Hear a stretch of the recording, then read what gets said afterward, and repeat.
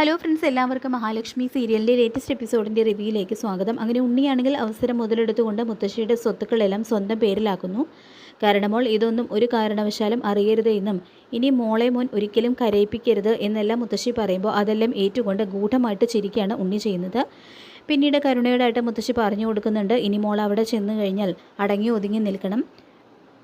ദുർഗയോ ഉണ്ണിയോ എന്തെങ്കിലുമൊക്കെ ദുർഗയോ കണ്ണനോ എന്തെങ്കിലും പറഞ്ഞു കഴിഞ്ഞാൽ കരഞ്ഞു കാണിച്ചാൽ മതി. നമ്മുടെ കേസിനും അത് ഗുണം ചെയ്യും. ഇല്ലെങ്കിൽ കേസ് നടത്തി നമ്മൾ മുടിയും. ഇനി എൻ്റെ കയ്യിൽ വിൽക്കാനായിട്ട് ഒരു തരി പൊന്നോ ഭൂമിയോ പോലും ഇല്ല എന്നെല്ലാം മുത്തശ്ശി അബദ്ധത്തിൽ പറയുമ്പോൾ അത് കേട്ട് ഞെട്ടുന്നുണ്ട് കരുണ. ഉടനെ തന്നെ ആ തുകയൊന്നും ഒന്നിനും മതിയാവില്ല എന്ന് തിരുത്തി പറയുകയാണ് കേട്ടോ മുത്തശ്ശി ചെയ്യുന്നത്. അങ്ങനെ കരുണയും കുട്ടി ഉണ്ണി പോകുന്ന വഴിക്ക് മാർക്കോയും ഒരവസാന താക്കീത് അവർക്ക് നൽകുന്നുണ്ട്. ഇനി കണ്ണൻ സാറിനോ മഹാലക്ഷ്മിക്കോ കുഞ്ഞിനോ എതിരായിട്ട് എന്തെങ്കിലും നിൻ്റെ ഭാഗത്തു നിന്നുണ്ടായാൽ കൊന്നുകളയും എന്ന് തന്നെയാണ് കേട്ടോ മാർക്കോ പറയുന്നത്. അങ്ങനെ ഉണ്ണി കരുണയും കൂട്ടി കർമ്മേശ്വരത്ത് എത്തുന്നു. അതുകണ്ട് ദേഷ്യമടക്കാനായിട്ട് കഴിയുന്നില്ല ദുർഗയ്ക്ക്. തുടർന്ന് നീ എന്തിനാണ് ഇവളെ ഇങ്ങോട്ട് കെട്ടി എഴുന്നള്ളിച്ച് കൊണ്ടുവന്നതെന്ന് ചോദിക്കുമ്പോൾ ഇവളുടെ വയറ്റിൽ എൻ്റെ കുഞ്ഞുണ്ട്, അതുകൊണ്ട് തന്നെ എനിക്ക് ഇവളെ തള്ളിക്കളയാൻ കഴിയില്ല എന്ന് പറയുന്നുണ്ട് ഉണ്ണി. ഇവളെ നീ ഇവിടെ നിർത്തി കഴിഞ്ഞാൽ നിൻ്റെ അച്ഛൻ്റെ ആത്മാവ് പോലും നിന്നോട് ക്ഷമിക്കില്ല. കണ്ണൻ്റെ സമ്മതമില്ലാതെ ഒന്നിനും ഞാൻ കൂട്ടു നിൽക്കില്ല എന്നും ദുർഗ പറയുന്നുണ്ട്. ഇതേ സമയം കണ്ണൻ വരുന്നു. അപ്പോൾ കണ്ണനാണെങ്കിലും അത് കണ്ട് ശരിക്കും ദേഷ്യം വരുന്നുണ്ട്. ഇവളെ പടിക്കകത്ത് കയറ്റരുതെന്നല്ലേ ഞാൻ നിന്നോട് പറഞ്ഞിട്ടുള്ളതെന്ന് കണ്ണൻ പറയുമ്പോൾ തന്നെ കണ്ണൻ്റെ മുന്നിൽ തൊഴുതു നിന്നുകൊണ്ട് കരഞ്ഞു കാണിക്കുകയാണ് കേട്ടോ കരുണ. ഇത് കാണുന്ന ദുർഗയാണെങ്കിൽ ഇവളുടെ മുത്തശ്ശി ഇവൾക്ക് നല്ല ക്ലാസ് എടുത്ത് കാണൂ എന്ന് പറയുമ്പോൾ എനിക്കിപ്പോൾ ആരെയും വിശ്വാസമില്ല എന്നും എല്ലാവരെയും പേടിയാണെന്നും കണ്ണൻ പറയുമ്പോൾ നീ എന്നെ ആ കൂട്ടത്തിൽ പെടുത്തല്ല മോനെ എന്ന് പറയുന്നുണ്ട് ദുർഗ. തുടർന്ന് ഇവളെ പ്രഗ്നൻ്റ് ആണ്, അതുകൊണ്ടാണ് ഞാൻ ഇവളെ കൂട്ടിക്കൊണ്ടു വന്നതെന്ന് ഉണ്ണി പറയുമ്പോൾ അതൊക്കെ ഒരു അധിക ചെലവല്ലേ നിന്നെ സംബന്ധിച്ച്. ഇവളുടെ മുത്തശ്ശി നിനക്ക് എന്തെങ്കിലും ഓഫർ ചെയ്തോ എന്ന് കണ്ണൻ തുറന്നടിച്ച് ചോദിക്കുന്നുണ്ട്. ഇവളെ ഇനി ഈ പടിക്കകത്ത് കയറ്റരുതെന്ന് കരുതിയതാണ് ഞാൻ. പക്ഷേ എല്ലാവരോടും ക്ഷമിക്കുന്ന മനസ്സാണ് എൻ്റെയും മഹിയുടെയും. അതൊക്കെ എല്ലാവരും മുതലെടുക്കാനാണ് ശ്രമിക്കുന്നത്. ഇനി ഇവളുടെ ഭാഗത്തു നിന്ന് എന്തെങ്കിലും തെറ്റുണ്ടായാൽ ഇവളെ മാത്രമല്ല നിന്നെയും ആട്ടി പുറത്താക്കുമെന്ന് ശക്തമായിട്ടുള്ള ഒരു മുന്നറിയിപ്പ് തന്നെ കണ്ണൻ നൽകുന്നുണ്ട്. ഏതായാലും കരുണയ്ക്കിപ്പോൾ കൂടുതൽ ദേഷ്യം തോന്നുന്നത് ദുർഗയോടാണ്. ഇപ്പോൾ അവർ കണ്ണൻ്റെയും മഹാലക്ഷ്മിയുടെയും സൈഡിലാണ്. അതുകൊണ്ട് തന്നെ ദുർഗയെയും ശത്രുസ്ഥാനത്താണ് കരുണ കാണുന്നത്. അത് കരുണയ്ക്ക് എന്നും അങ്ങനെ തന്നെയാണല്ലോ. ആരൊക്കെയാണോ കണ്ണൻ്റെയും മഹാലക്ഷ്മിയുടെയും പക്ഷം പിടിച്ച് സംസാരിക്കുന്നത് അവരെല്ലാവരും കരുണയ്ക്ക് ശത്രുക്കൾ തന്നെയാണ്. അങ്ങനെ ഉണ്ണിയും കരുണയും മുകളിലേക്ക് പോകുന്നു. ഈ സമയവും കരുണ എന്തോ ഒരു കാര്യം മനസ്സിൽ തീരുമാനിച്ചുറപ്പിച്ചു തന്നെയാണ് പോകുന്നത്. അവൾക്ക് ഇതുവരെയായിട്ടും അവളുടെ അഹങ്കാരത്തിനൊന്നും ഒരു മാറ്റവും ഉണ്ടായിട്ടില്ല. ഇത്രയൊക്കെ തിരിച്ചടികൾ ഉണ്ടായിട്ടും ശേഷം ദുർഗ പറയുന്നുണ്ട്, ഇവൾക്ക് വേണ്ടി ഞാൻ ലക്ഷ്മി മോളെ ഒരുപാട് ദ്രോഹിച്ചു.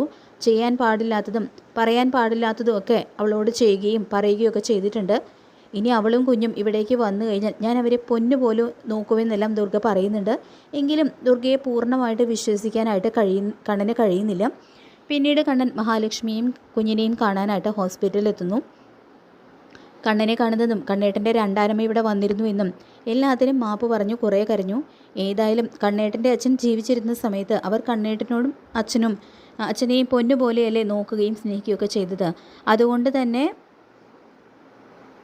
അവരുടെ ഉള്ളിൽ നന്മയുണ്ട്. വാമദേവൻ എന്ന രാക്ഷസനാണ് അവരുടെ ഉള്ളിൽ വിഷം കുത്തിവെച്ച് അവരെ മാറ്റിയത്.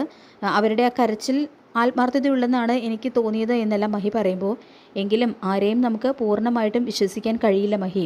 നമ്മൾ നല്ലവരെന്ന് കരുതി ചേർത്ത് പിടിക്കാൻ ശ്രമിക്കുന്നവരൊക്കെ നമ്മളെ ചതിച്ചിട്ടേ ഉള്ളൂ. മുന്നിൽ നിന്നും ഏതു തരം ചതി വന്നാലും നമുക്കത് നേരിടാൻ കഴിയും. പക്ഷേ ചിരിച്ചുകൊണ്ട് പുറകിൽ നിന്നും കുത്തിയാൽ നമുക്കത് തിരിച്ചറിയാൻ കഴിയില്ല എന്നും കണ്ണൻ പറയുന്നുണ്ട് കേട്ടോ മഹിയോട്. പിന്നീട് കാണിക്കുന്നത് മുത്തശ്ശി പ്രതാപനെ കാണാനായിട്ട് ജയിലിലെത്തുന്നുണ്ട്. അപ്പോൾ മുത്തശ്ശിയെ കാണുമ്പോൾ തന്നെ കരുണമോളെ ഓർത്തിട്ട് അമ്മ എനിക്ക് സങ്കടം. അവൾ ആരും ഇല്ലാതെ ഇങ്ങനെ അനാഥയെ പോലെ ജീവിക്കേണ്ടി വന്നില്ലേ. എല്ലാത്തിനും കാരണം ഞാനാണെന്ന് പറഞ്ഞുകൊണ്ട് പ്രതാപൻ വിഷമിക്കുമ്പോൾ അവളെ ഉണ്ണിക്കുട്ടൻ കമലേശ്വരത്തേക്ക് കൂട്ടിക്കൊണ്ടു പോയി എന്ന് മുത്തശ്ശി പറയുന്നത് കേട്ട് ഞെട്ടുന്നുണ്ട് കേട്ടോ പ്രതാപൻ. അമ്മ എന്താ ഈ പറയുന്നത്? അവൻ കരുണമോളെ സ്വീകരിക്കാൻ തയ്യാറായോ? അപ്പോൾ കണ്ണനും ദുർഗയൊക്കെയോ എന്ന് പ്രതാപൻ ചോദിക്കുമ്പോൾ അതൊക്കെ പറയാതിരിക്കുക പ്രതാപ ഭേദം.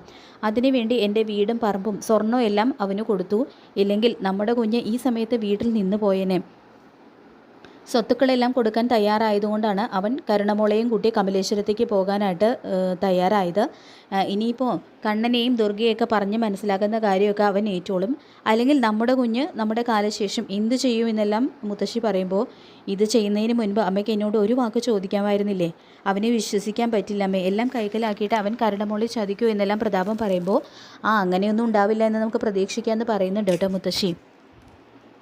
അതുമാത്രമല്ല പ്രതാപ, ഞാൻ മോളോട് പറഞ്ഞിട്ടുണ്ട് ഇനി എങ്ങനെയെങ്കിലും അവിടെ അടങ്ങി ഒതുങ്ങി തന്നെ നിൽക്കാൻ.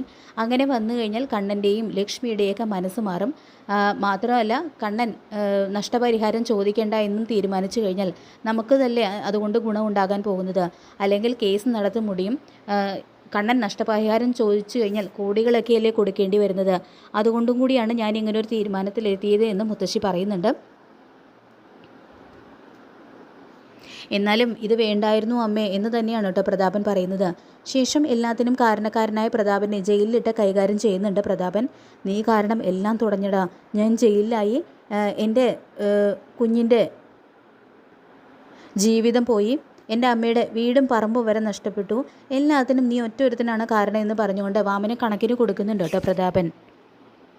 പിന്നീട് ദുർഗ കരുണയോടായിട്ട് പറയുന്നുണ്ട്, ഉണ്ണി നിന്നെ ഇങ്ങോട്ട് കൂട്ടിക്കൊണ്ട് വന്നു എന്ന് കരുതി എനിക്ക് നിന്നെ എൻ്റെ മരുമകളായിട്ട് കാണാനൊന്നും പറ്റില്ല.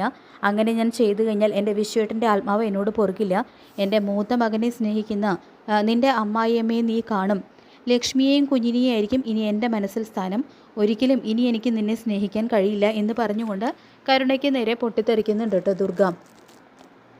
ഇനി ഇവിടെ സുഖിച്ച് ജീവിക്കാം എന്നൊന്നും നീ കരുതണ്ട. നിന്നെ വീട്ടുജോലിയൊക്കെ ചെയ്യിപ്പിച്ചത് കൊണ്ടല്ലേ നീ ലക്ഷ്മി മോളി തള്ളി താഴെയിട്ടത്.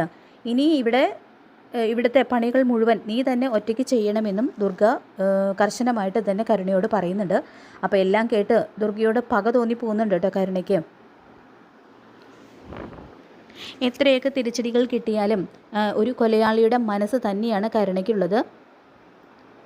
അതുകൊണ്ട് തന്നെ ആരവൾക്കെതിരെ തിരിഞ്ഞാലും അവരെയൊക്കെ ഇല്ലാതാക്കണം എന്ന് തന്നെയാണ് കരുണയുടെ മനസ്സിലുള്ളത്. അപ്പോൾ കരുണ സ്വയം മനസ്സിൽ പറയുന്നുണ്ട്, ഇത്രയും കാലം അവരെന്നെ സ്നേഹിച്ചു നിന്നു, ഇപ്പോൾ അവർ എന്നെ തള്ളിക്കളിയാണ്. കണ്ണനും ലക്ഷ്മിയും ഇപ്പോഴും അവരെ പൂർണ്ണമായിട്ടും വിശ്വസിച്ചിട്ടില്ല. അതുകൊണ്ട് തന്നെ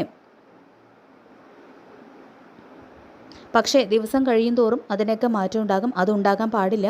കണ്ണൻ തന്നെ അവരെ ഇവിടെ നിന്നും ഇറക്കി വിടണം എന്നെല്ലാം സ്വയം മനസ്സിൽ പറഞ്ഞുകൊണ്ട് കരുണ ഒരു കൊടും ചതി മനസ്സിൽ പ്ലാൻ ചെയ്യുന്നുണ്ട്. അതായത് ദുർഗ അറിയാതെ ഫുഡിൽ വിഷം കലർത്താണ് കേട്ടോ കരുണ ചെയ്യുന്നത്. പിന്നീട് കണ്ണൻ ഫുഡ് കഴിക്കാനായിട്ട് വരുന്നു. അപ്പോൾ ദുർഗയാണെങ്കിൽ സ്നേഹത്തോടെ കണ്ണന് ഫുഡെല്ലാം വിളമ്പി കൊടുക്കുകയൊക്കെ ചെയ്യുന്നുണ്ട്. കരുണയാണെങ്കിൽ മുകളിൽ നിന്നുകൊണ്ട് ഇതെല്ലാം അസൂയയുടെയും ദേഷ്യത്തോടു കൂടി നിൽക്കുകയാണ്. അങ്ങനെ കണ്ണന് ഈ ഒരു സമയത്ത് അവിടെ വെച്ച് എന്തെങ്കിലും സംഭവിച്ചു കഴിഞ്ഞാൽ അത് ദുർഗ ചെയ്തതാണ് എന്ന് വരുത്തി തീർക്കാനാണ് കരുണയുടെ ശ്രമം. അതായത് കണ്ണനും മഹാലക്ഷ്മിയും ഇതുവരെയും ദുർഗയെ പൂർണ്ണമായിട്ടും വിശ്വസിക്കാനായിട്ട് തയ്യാറാവുന്നില്ല. എല്ലാം അവരുടെ അഭിനയമാണെന്ന് തന്നെയാണ് കണ്ണനും മഹാലക്ഷ്മിയും കരുതുന്നത്. അങ്ങനെ ദുർഗയെ കണ്ണൻ ആ വീട്ടിൽ നിന്നും ആട്ടി പുറത്താക്കും. അതോടുകൂടി തന്നെ തനിക്ക് തൻ്റെ അമ്മായിയമ്മയോടുള്ള, തന്നെ തള്ളിക്കളഞ്ഞ അമ്മായിയമ്മയോടുള്ള പ്രതികാരം പൂർത്തിയാക്കാനും കഴിയും എന്നെല്ലാമാണ് കരുണ മനസ്സിൽ കണക്ക് കൂട്ടുന്നത്. പക്ഷേ അതൊന്നും നടക്കുന്നില്ല. കരുണയാണ് ഫുഡിൽ വിഷം കലർത്തി തനിക്ക് തരാൻ ശ്രമിച്ചത് എന്ന് തെളിവ് സഹിതം തന്നെ കണ്ണൻ മനസ്സിലാക്കുന്നുണ്ട്. അതോടുകൂടി തന്നെ കരുണയെയും ഉണ്ണിയെയും അവിടെ നിന്നും ആട്ടി പുറത്താക്കാനാണ് കണ്ണൻ തീരുമാനിക്കുന്നത്. അപ്പോൾ നമുക്ക് കാത്തിരിക്കാം മഹാലക്ഷ്മി സീരിയലിൻ്റെ വരാൻ പോകുന്ന കിടലൻ എപ്പിസോഡുകൾക്കായിട്ട്. ഈ റിവ്യൂ ഇഷ്ടപ്പെട്ടെങ്കിൽ ലൈക്ക് ചെയ്യുക, ചാനൽ കൂടി ഒന്ന് സബ്സ്ക്രൈബ് ചെയ്ത് സപ്പോർട്ട് ചെയ്യുക. താങ്ക്